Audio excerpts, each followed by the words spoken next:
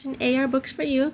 This is called Behind the Mask by Yangsook Choi, and it's a 3.7 AR book, and the quiz code is 110254. Behind the Mask by Yangsook Choi.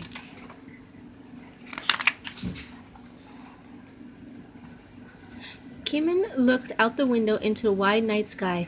In 2 days it would be Halloween, and the glowing pumpkin on his windowsill would light the way for all the wandering spirits.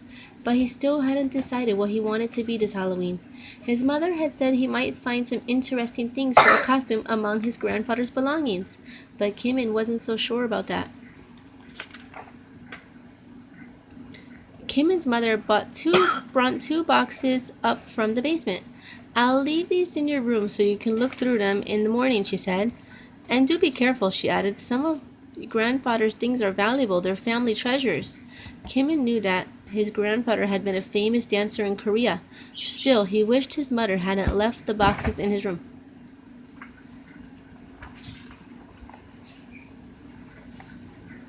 Kimin got into bed and pulled the blanket over his head so he wouldn't have to look at grandfather's boxes.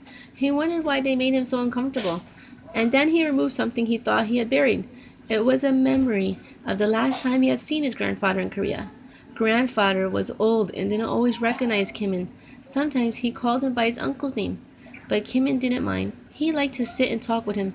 Kimin speaking English, grandfather answering in Korean. But mostly grandfather just smiled at him, and that made Kimin feel good until one night when he couldn't sleep. A light shone from grandfather's room. Kimin got up and poked through a hole in the rice paper door. Grandfather sat on the floor with his back to Kimin. He was bent over a box. Kimin was happy to see his grandfather was awake too and opened the door. Grandfather turned around, but he looked gruesome. Kimin was terrified and never told anyone about that night. After that, he didn't want to be alone with his grandfather, and now grandfather was dead. In the bright light morning, grandfather's boxes didn't seem so menacing. "I will only look at the pictures," Kimin told himself as he opened the smaller box labeled grandfather's photos. The top layer was mostly pictures of Kimin and grandfather. Kimin as a baby in his grandfather's arms, Kimin as a toddler in a park with grandfather, and Kimin with aunts and uncles and cousins he hardly knew. But then there were pictures Kimin had never seen, of dancers wearing face masks, performing before a crowd, and these pictures of his grandfather. Oh, were these pictures of his grandfather? Kimin's curiosity grew. He looked at the other box, which was labeled tall. "What is tall?" he wondered. Cautiously, he lifted the lid. There, neatly folded, were traditional clothes like those worn by the dancers in grandfather's photos. Beneath the costume were the masks, some smiling, some frowning, some fierce. But none seemed very frightening to Kimin now. They were fun to look at, and he laughed at his nervousness. Then he saw the face that had frightened him that scary night in Korea. He ran to find his mother. "What does tall mean?" he asked. "Oh, did you see your grandfather's tall? Tall means mask in Korean," she said. Now it all made sense to Kimin. Grandfather had been wearing a mask that night. October calendar. At school the next day, everyone was talking about Halloween. "Jimmy's going to be an alligator, and I'll be a witch," said Emma. "What are you going to be?" "I'll be my grandpa," Kimin said. "You mean you're just going to dress up like an old man?" someone asked. "Yes," said Kimin. "That won't be much fun. You'll be too slow to follow us for trick-or-treat." The kids laughed at him, but Kimin didn't mind. "Going as an old man is not very scary," they teased, but Kimin knew better. Kimin hurried home after school. Today was the day for trick-or-treating. Kimin knew that Halloween was also a time to honor the dead. Kimin lifted the mask his grandfather had worn that scary night out of the box. He looked into its face and felt as if grandfather was speaking to him. Then he put it on and tied the black cloth attached to its rim at the back of his head. He looked in the mirror and saw his grandpa as a mask dancer. He moved around the room, dancing as his grandpa did in the photos. Then he put on grandfather's dance clothes.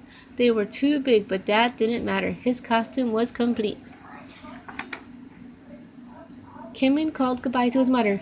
Come home before dark, she answered, and he slipped out of the house before she could see that he was wearing a family treasure.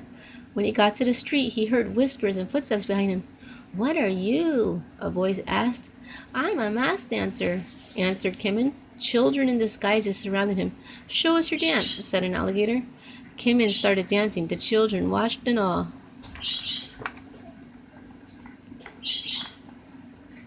Do you want to trick or treat with us? The tuna asked. The masked dancer nodded. So they went from house to house singing their song. Trick or treat, smell my feet, give me something good to eat. The masked dancer danced. The children circled around him, and they filled their pockets with treats.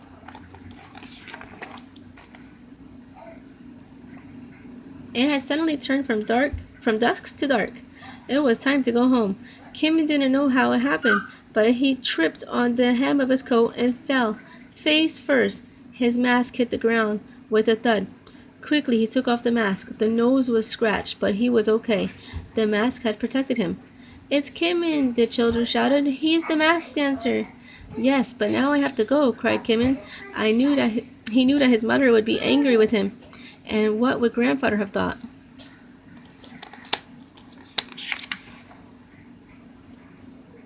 Kimin's mother was waiting for him.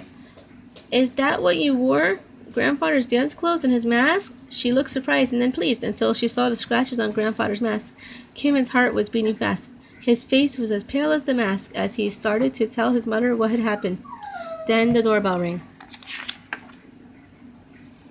Kimin opened the door, and there stood all the children he had gone trick-or-treating with. Something fell out of your mask when you took it off, they said. The dragon handed Kimin a piece of folded paper. Kimin opened it. What does it say? The children asked. I don't know because it's written in Korean, said Kimin, handing the paper to his mother. She looked at it, then translated out loud. Kimin, behind the mask, my spirit remains. I want you to have it. Time will pass, and the mask will get old, but I will be with you always, from grandfather. It's a letter from your grandpa, the children exclaimed. A smile lit up Kimin's face. Why don't you show your friends your grandfather's other doll and his photographs, his mother said. Kimin took the children to his room. They looked at the masks and the pictures, and soon everyone was dancing. Later that night, Kimin and his mother hung grandfather's mask on the wall above his bed. I am happy that you wanted to be your grandfather today, said his mother. And don't worry about the mask. Grandpa would be happy that you found it. In his heart, Kimin knew that was true. The end. Thanks for reading with me.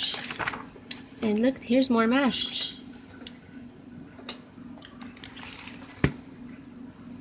Thank you. Bye.